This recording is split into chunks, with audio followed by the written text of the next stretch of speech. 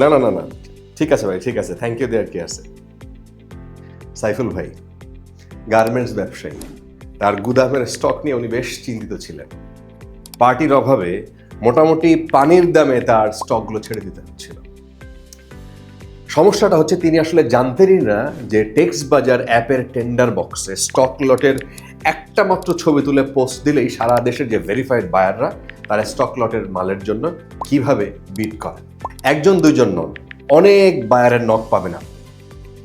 Just আপনাকে যেটা করতে হবে, আপনি শুধু বেস্ট প্রাইসটা বেছে নেবেন, ব্যাস।